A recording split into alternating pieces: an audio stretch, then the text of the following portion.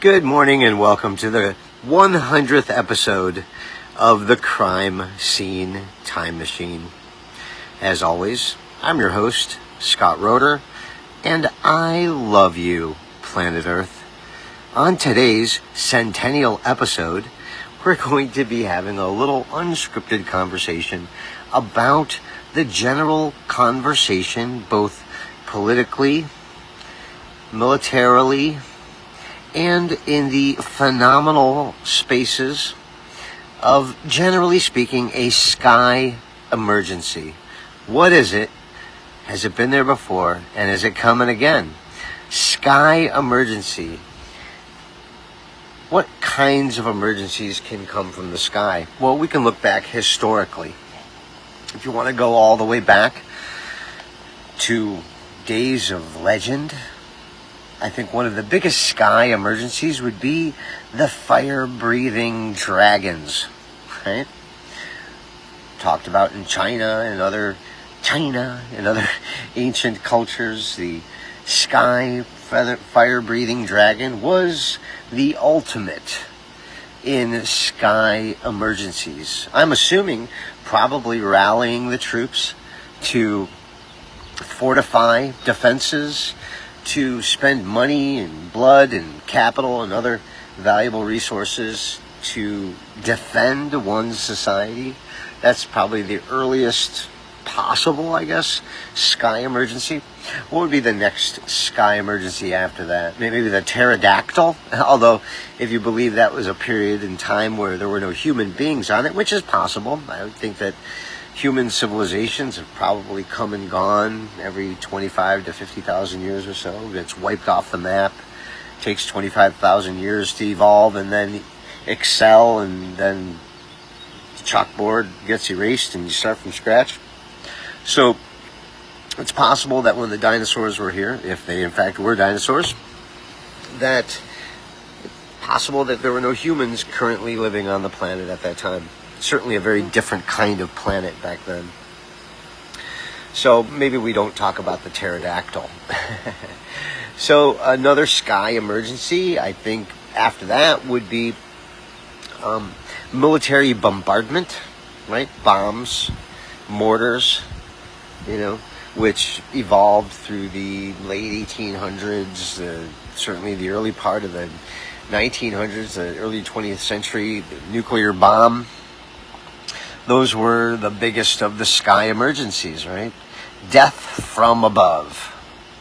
And now, the next sky emergency, certainly I think people, have to acknowledge that the tide is turning, I think, when it comes to the leverage that certain places have over the current sky emergencies, right? Like 9/11 was a sky emergency, right? We needed to fight back and take control over the skies and pat everybody down in their buttocks, getting on the airplane for the underwear bomber, the next guy with a steak knife who's going to take down an entire airplane. So there's all kinds of sky emergencies, but we are now in the year 2025, dagnabbit.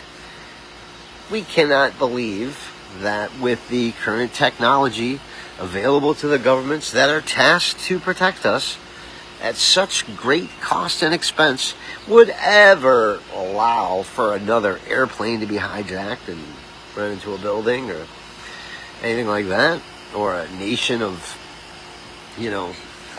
rogue nation just randomly, jerking a nuclear bomb into the air because the guy's fucking crazy. Like those are not, I think, real emergencies anymore.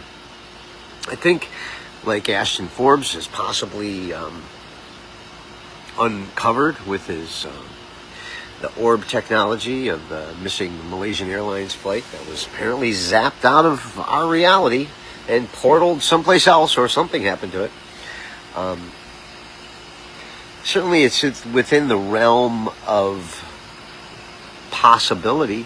I mean, if you can imagine that the technology exists, then it probably does exist, because the step before science is imagination.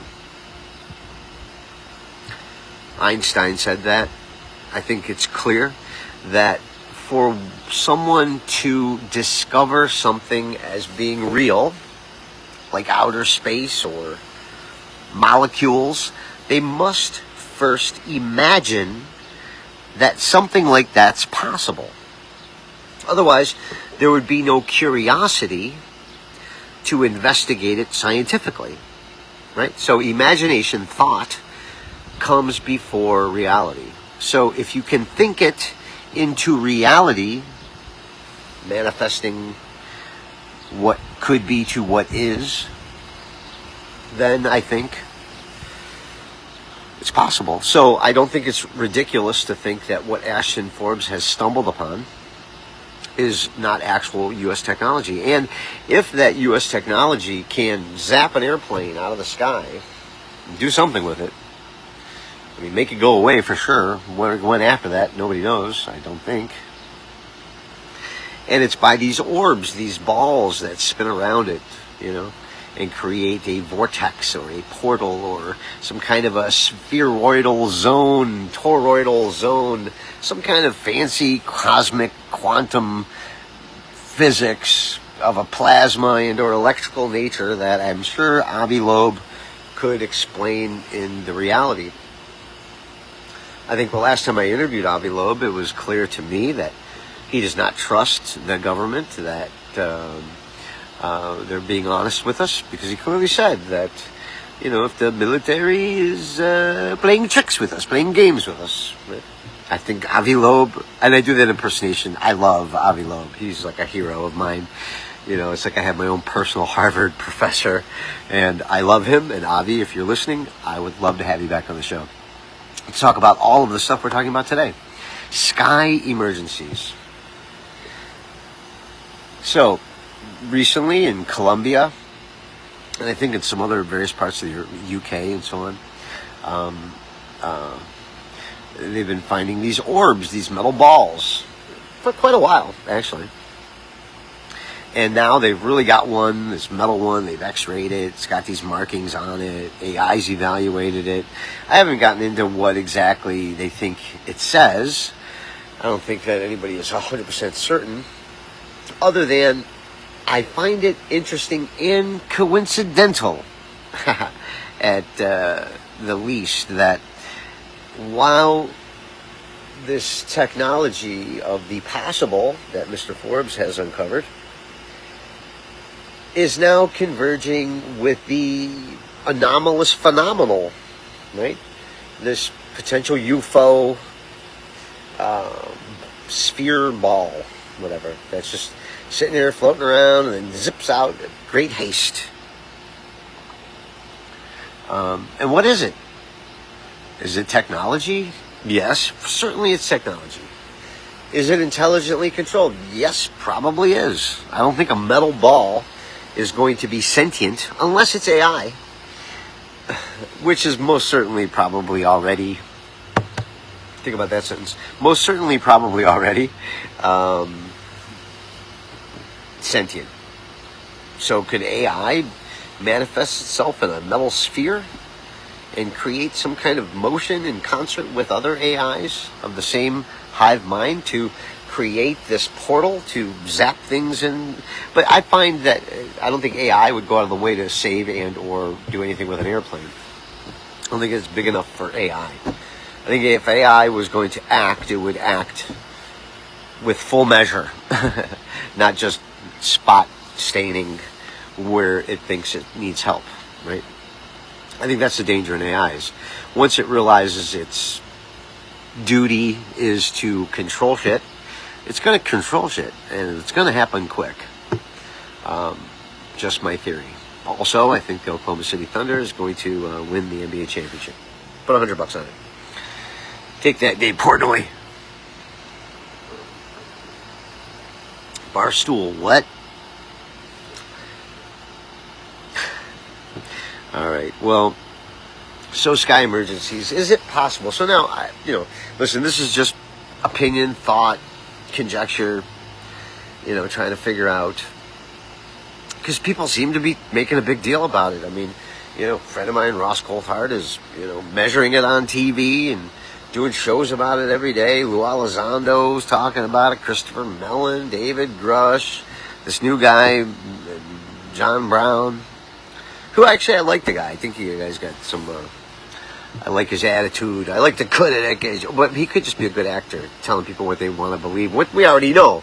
Hey, if you're watching CNN and NBC and Fox News, you're in the Matrix. They're lying. Okay, yeah, we know they're lying to us, John Brown. Tell us something we don't know. How about that, kid? Okay? Welcome to the party, pal. Welcome to the party. Tucker Carlson had that one comedian on that debated him on the Israel issue on Joe Rogan. And he started it off with, you've never been there. I mean, I feel like that is exactly how little the control group tries, and we buy it. You've never been there. You've never been there. What a putz that guy is. No offense, to putz around the world. That guy gives putz a bad name. I mean, he just got his ass handed to him in that thing. Why even go on? I mean, what an embarrassment. I feel like that really was one of the biggest things to combat Zionism that's happened to the world in a long time, was that guy going on Joe Rogan just tanked Zionism for America. Like, you don't think Trump heard that? You don't think Trump's son, Barron, doesn't listen to the Joe Rogan show? Or Don Jr.? Or Eric Trump? Hey, he's a little slow. Yeah, but I don't think we got to worry about Eric Trump being anything. No offense. Don Jr. could be dangerous. I think the daughter, she's the one that's probably going to run for president next, I would think. I think she'd probably win too. Ivanka, whatever her name is, the blonde girl. But Jared Kushner, no. Can't trust him. I don't really trust the Trumps either, but whatever. I'm not going to vote anymore. But we're talking about sky emergencies here, folks. And at the 12-minute and 41-second mark, I'm officially reaching for content. So I think I said what I wanted to say. Let's recap it. Sky emergency, dragons, possibly pterodactyls, human civilization in 50,000 years stages, in between cataclysms, the evolution of sky emergencies into weaponry, bombs, airplanes, and then nuclear bombs, and then terrorists, human bombs, and now UFOs. That's the final sky emergency. Who said that? Well, Werner von Braun said that. Werner von Braun said the final move on the chessboard of the military-industrial complex's control over society is the UFO. And maybe Blue Beam doesn't have to be a hologram. Maybe Blue Beam is a reverse-engineered, staged, false flag. Richard Dolan, where are you on this one, pal? Get your head underwater looking at those USOs. Hey, maybe the false flag is going to be a USO.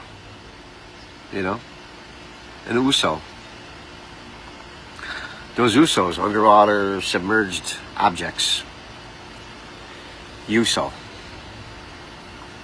All right, Richard, maybe you're onto something. Maybe you're into something there. Certainly, there's something there. It's a big deal. I loved your show, by the way, on when you were on my buddy's show, The Dark League Colored Glass. You did a great job on those 2 episodes. It was great to hear you talk about that stuff. Big fan of your stuff. But we need you back in the game on the false flags.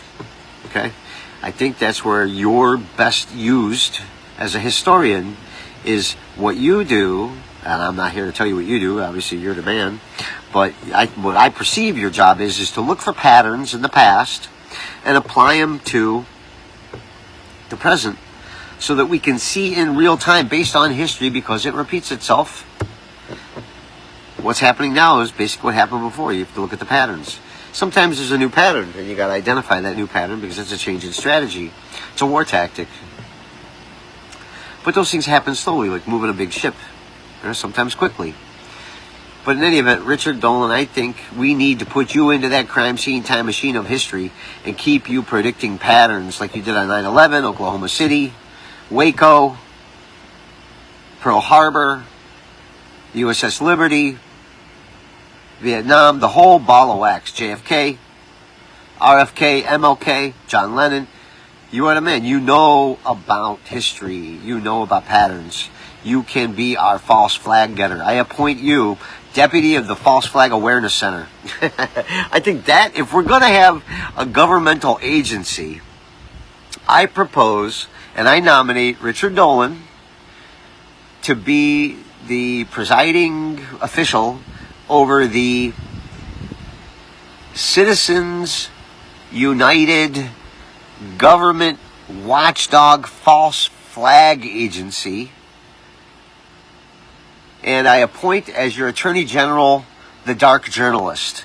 Could you imagine that? Richard Dolan and the Dark Journalist team up to create a False Flag Awareness Center. Oh, there it is. So if I'm looking at this UFO chessboard, and I'm looking at it like a big-time wrestling match, and I want to do tag teams, I'm going to go with Dark Journalist in a heavyweight tag team match with his partner, Richard Dolan, in the octagon, versus Lou Elizondo and Christopher Mellon. With Bobby the Brain Heenan in their corner. All right. I think that's fun, right? I mean, listen, you guys, this is just entertainment for entertainment purposes. And it's just, we're talking here, you know? So, I think that's what it is. And, anyway, I've been Scott Roeder. Thanks for tuning in. And as my friend Jim Quirk says, until next time, see ya.